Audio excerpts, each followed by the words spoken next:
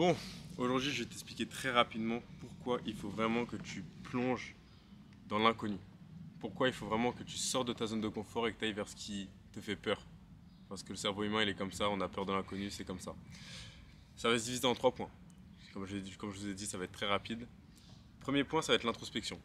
Pourquoi l'introspection? Parce que sache que quand tu vas te plonger dans l'inconnu, tu vas faire l'action que tu ne veux pas faire, tu vas te lancer dans un truc qui n'est pas sûr et où tu sais pas que tu vas réussir à la fin, tu sais même pas ce qu'il va y avoir en fait en réalité à la fin, c'est là que tu apprends à te connaître.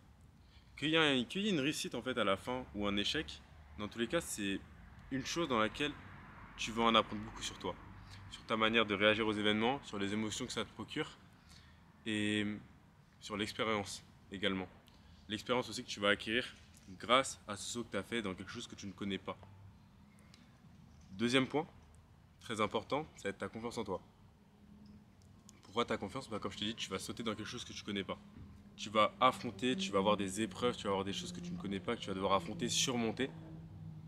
Et forcément, en surmontant ces épreuves-là, tu vas prendre confiance. Parce que comme je t'ai dit, tu vas apprendre à te connaître. En apprenant à te connaître, tu vas forcément élever ton niveau de conscience. Tu vas être plus confiant. Et même, tu te seras prouvé à toi-même que, ok, j'ai peur de cet inconnu, j'ose pas vraiment y aller, mais vas-y, j'y vais quand même. Je vais me prouver à moi-même que, en fait, je peux le faire. Et que, au pire, même si j'échoue, c'est pas grave. Et donc, c'est là où, en fait, même la peur de l'échec, il faut réussir à step back dessus. Se dire, ok, j'ai peur de l'échec, ok, j'ai peur de l'inconnu, mais en vrai, j'y perds plus à quoi? J'y perds plus en faisant rien et en me découvrant pas et en dépassant pas mes limites.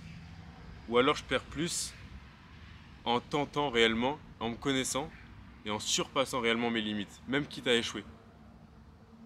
La question est vite répondue, comme dit une certaine ref. Et le troisième point, c'est simplement que forcément avec ces 2 points juste avant, donc l'introspection et la confiance, tu vas faire un bond.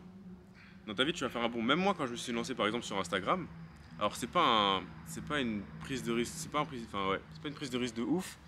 Mais quand je me suis lancé sur Instagram, j'aurais pu me dire non, vas-y flemme, j'ai pas envie, de par le regard des gens, dont j'ai parlé dans une autre vidéo, mais de par également la prise de risque où je me suis dit vas-y après je vais reprendre le basket, je pense pas que j'aurai le temps, etc. Et j'étais un peu dans l'overthinking. Et je me suis dit non, tu sais quoi, je me lance, au pire je verrai. Et en fait, il faut être comme ça.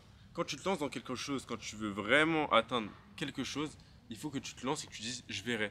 Lance-toi tête baissée, fonce. Au pire, si tu fonces dans le mur, fonce dans le mur. Mais tente, tente.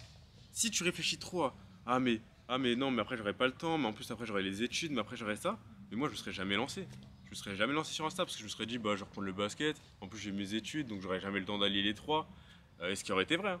Et ce qui était totalement vrai. Mais non, je me suis dit non, je vais y aller. Et je verrai. Je verrai comment je m'organise. Au pire, si je dois lâcher un truc, je le lâcherai. Je verrai au moment T. Et j'ai bien fait. Parce que du coup, le basket, ça fait un an maintenant que j'ai pas vraiment repris parce qu'il m'arrivait des galères aux genoux, etc. Et du coup, ça m'a permis d'encore plus gros sur les réseaux, apprendre plus de choses, etc. Et avoir plus de connaissances et d'expérience. Et j'ai appris à me connaître, et j'ai appris même à connaître une sphère que j'aime beaucoup. Même par exemple comme le marketing, où je me suis découvert, pas une passion, mais en tout cas, j'aime ça. Genre, je trouve ça sympa. Donc, vraiment, la morale là de cette petite vidéo, c'est prends ces 3 choses. Ces 3 choses, ça doit être ton pourquoi tu sautes dans l'inconnu. Donc, tu dois savoir que avec ces 3 choses là, il n'y a plus rien qui peut t'arrêter. Tu fonces, c'est tout.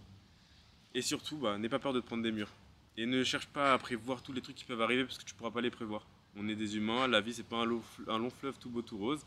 Donc il y a des choses qui arrivent, qui nous tapent, qui nous mettent par terre. Après on doit se relever, après on s'en reprend une, après on doit se relever. Donc fonce dans le mur.